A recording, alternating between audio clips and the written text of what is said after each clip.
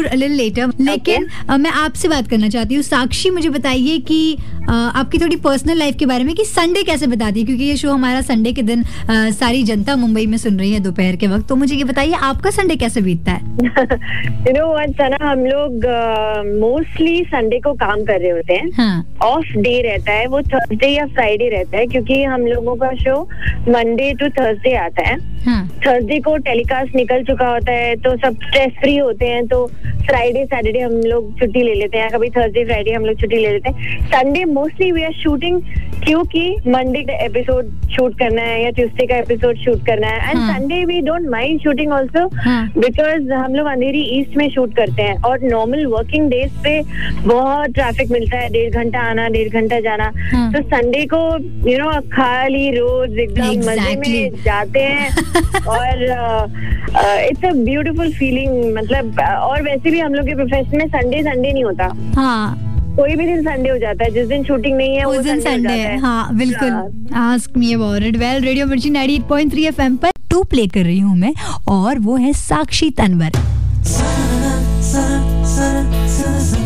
जैसे आपने बताया कि कहानी घर घर की के टाइम पर, I think which was in the year 2000, आप बहुत काम करती थी, बहुत लॉन्ग आवर्स काम करती थी। तो बहुत सारे उन दिनों ना बहुत ऐसे किस्से भी हम सुनते थे, अरे ये डेली सोप जो शुरू हो गए ना, वहाँ पर लीड एक्ट्रेसेस बेहोश हो जाती हैं या काम करते करते बहुत ज्यादा बीमार पड़ जाती हैं। तो सबसे डिफिकल्ट दिन आपकी मेमोरी में जब आप कहानी घर घर की शूट कर रही थी, तो वो कौन सा रहा होगा? मतलब ऐसा क्या हुआ होगा? या देखो यार, मैं एक तो आपको क्या बताऊं, बहुत से, क्योंकि 8 साल वो चला सना।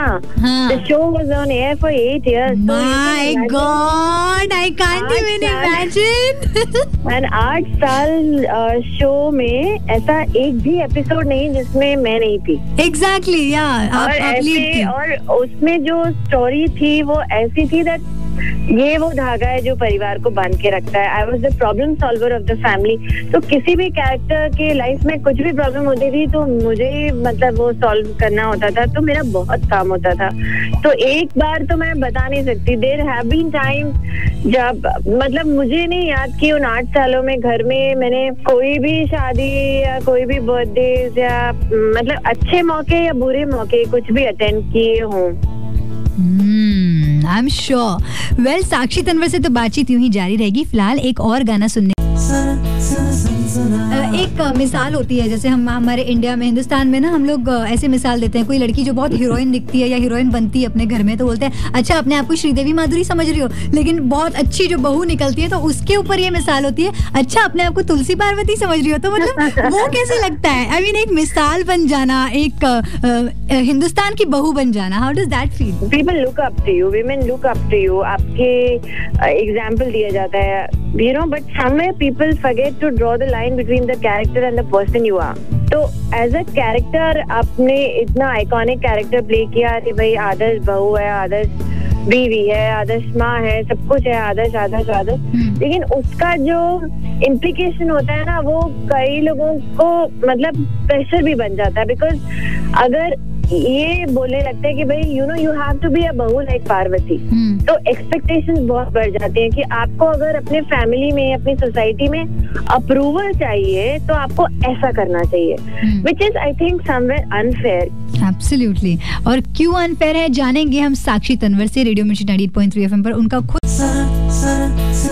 क्योंकि जो हमारे सीरियल्स में जो सेटअप है, जो हम लोगों के सिचुएशंस हैं, वो फिक्शनल है, और लोग ये भूल जाते हैं कि अगर पार्वती वैसी बहू थी वो थी जो कि फैसले लेती थी घर में, जो कि प्रॉब्लम सॉल्व करती थी, तो वो क्योंकि उसका इतना सपोर्टिव हस्बैंड था, उसका जो ससुराल था, उसके जो इन-लॉज थे, वो उस पर ट्रस्ट करते थे, वो उसे पूरी तरह से सपोर्ट करते थे।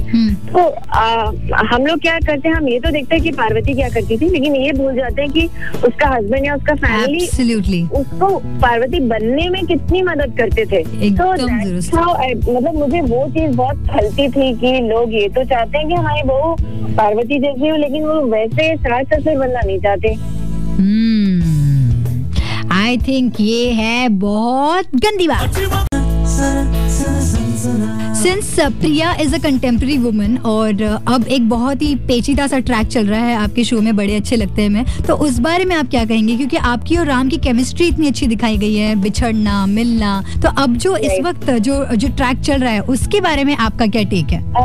You know, Sana is very strange. Their relationship is very strong. It's based on trust. It's based on friendship and all. And now there is another angle to it. There is another woman who's come in the picture. क्योंकि प्रिया 7 साल से थी नहीं. The beauty of our profession is कि आपको ना हर किसी का point of view देखने मिलता है. When I was doing Balika Vadhu, मैंने उसमें other woman का character किया हुआ है. है ना? When I did Parvati, उसमें I was the wife. Now again बड़े अच्छे में I'm the wife.